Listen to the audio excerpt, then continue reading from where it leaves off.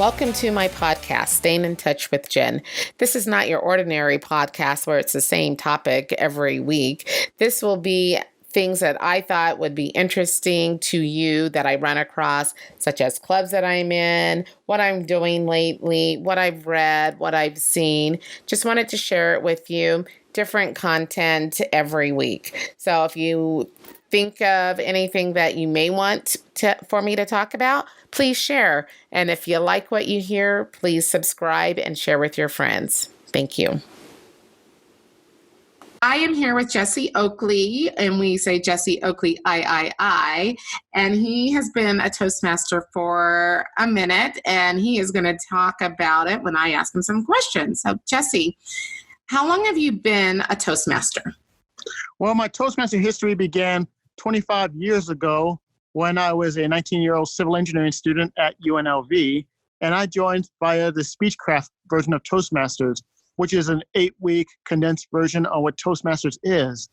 I graduated from UNLV in 1999, and 3 years later, I joined my home club, a Star Masters Toastmasters, and I've been a part of that club for 18 years. 18 years, wow. Wow, that's a very long time.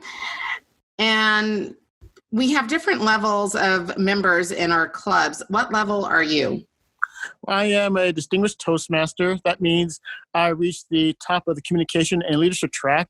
And I'm also a past district director, which means I served as a district director in District 33, which covered, at the time, Southern Nevada and Central California between LA and San Francisco. And I also served as a region advisor, where I got to train as well as help district leaders in Nevada, California, Oregon, and Hawaii. Wow. What do these levels actually represent? You just told me district leadership and all sorts of things. Well, we have lots of levels. Let's start with the important one, and that is the club. The club consists of, between 8 to 20 plus members, and out of the club, you go up to area. An area is comprised of somewhere between 4 or 6 clubs, and then you go from area to division, and the division will comprise of 4 to 6 areas, and then after a division, you go up to district. Now, district will cover somewhere in the range of 5 to 9 divisions or so, and then you go from division to region, which covers districts ranging from 8 districts all the way up to 10 districts, and then you go from region all the way to international, and that's international as the top level. Wow. And did you say my listening skills need to improve? That's my next year. Did you say that you were on the international level as well? Actually, the highest I got was region advisor. And in the regional level, there is region advisor, who is always on the front line working with the district leaders. And then you also have regional international directors, which are part of the Toastmasters International Board. And they are the ones that will make the decisions on betterment of Toastmasters all over the world. Now, my experience within international, I did have some international experience with my wife and I. We were co-host of the 2015 Toastmasters International Convention that took place in Las Vegas at Caesars Palace. Wow, that had to have been a lot of fun. Congratulations on that. Oh, it was amazing. I can't hard to believe that was only 5 years ago. But when I got the call from the executive director, Daniel Rex, about this opportunity to chair an international convention in Las Vegas, I said I need to do this under one condition, and that is to have a sidekick. And who better sidekick than my wife and my right brain, Dana Wall Oakley. Oh.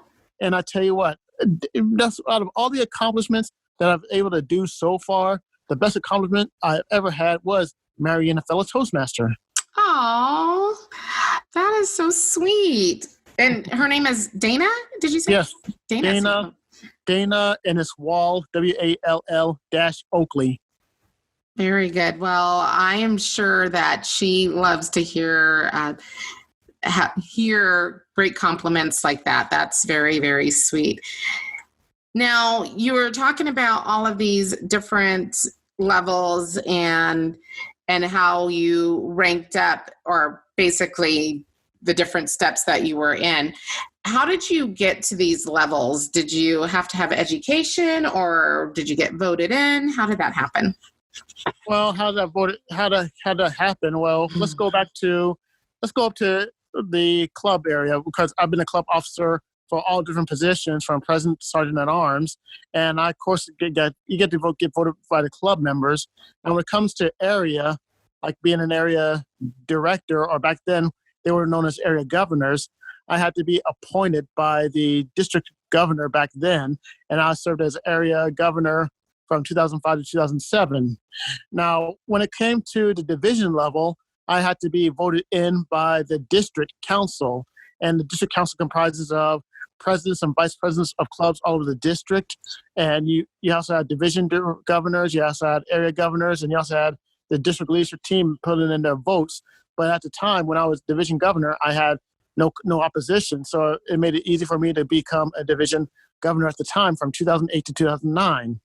Now, when it comes to anything above division governor, for example, the district office positions, and there are the top three of club growth director, program quality director, and district director, I had to be voted in by the district council at that time. Now, when it came to region advisor, I had to be appointed by a regional advisor selection committee, which I had to go through interviewing process. They had to look at my experiences in Toastmasters. They had to get question different people that I worked with when I was a division governor and a district governor and an area governor. And they had to, it's a daunting process for the last several months. And what happened was, when I got the phone call from the international president congratulating me for becoming a region advisor, I accepted the appointed position, and I did my best to do that role. Now, the difference between a region advisor and international director is the regional advisors are appointed by the selection committee and approved by the board. Mm-hmm. Now, to be elected, for the international director, you have to go through the whole International Leadership Council interviews, and once you get through that, then you have to be run for the office, and then you get to be voted by the people, Toastmasters International, whoever carries the proxy at the international convention. So overall, it's very interesting. And as for me, for region advisor, after going through all that type of stuff and serving on a region advisory board and training region advisors myself last August in Denver, I can truly appreciate the time where I was RA. Now, you have a full-time job. Did this interfere, or was this a second job?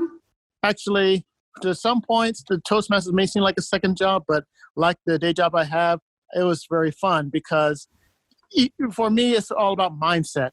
Mm-hmm. You have to think about positive attitudes, and if you have a positive attitude, then your work will show no matter what you do. And for me, whether it's at Toastmasters or as a day job, it took time to develop this positive mindset. And when I got on the positive mindset with my day job, which I did find time to do, because my day job, I've been there for 20 plus years. Yet it's hard to believe that long. But for me, there's always a good time to an advantage. And however, when it comes to joining Toastmasters and being able to do public speaking as well as training, my Toastmasters experience became very handy at my day job. Very good. I really like that answer, because, as we're trying to recruit and gather more members, it's always good to hear that you enjoy Toastmasters and you enjoy your regular job as well, because of the fact that because of Toastmasters. So I think that's what I got out of that, my listening skills. I'm starting to work on it. Hey, even though I'm a past region advisor, I'm still learning. And when you're still learning, you grow. And when you grow, you always win. And when you win, you never lose. And that's the most important thing about that. And I got to tell you that when it comes to, you're pretty good in Toastmasters, you have some type of reputation at your day job. When certain people come by to your office and ask you for public speaking skills, or how to get to the audience, or how to do this, or how to do that, being a Toastmaster does have its advantages. Oh yeah, it does. I've been with Toastmasters for a year and a half now, and I definitely feel the way that I communicate with people is so much better than a year and a half ago, and I really, really am grateful for Toastmasters. Okay, I am actually grateful for you, Jesse, for stepping up and getting on the call with me. I really appreciate it. I may have some more questions after I speak with some of my other fellow Toastmasters, but for now, again, I really appreciate your time, and I will talk to you soon. And can I leave you with more words of advice? Sure. No matter what you do in Toastmasters, whether you get a distinguished Toastmaster, whether you have a leadership role of district governor or district director, or whether you're the international president, no matter what you do, no matter where the destination is, always enjoy the journey and the process, because the journey and the process makes a big difference. If you get there with integrity, respect, service, and excellence, then you know the journey was worth the trip. I agree with you 100%. Thank you for that. And I'm sure that our fellow Toastmasters who actually will hear this will agree with you as well. And again, have a great afternoon, and thank you for jumping on the call. It's been a pleasure. Thank you. Bye-bye.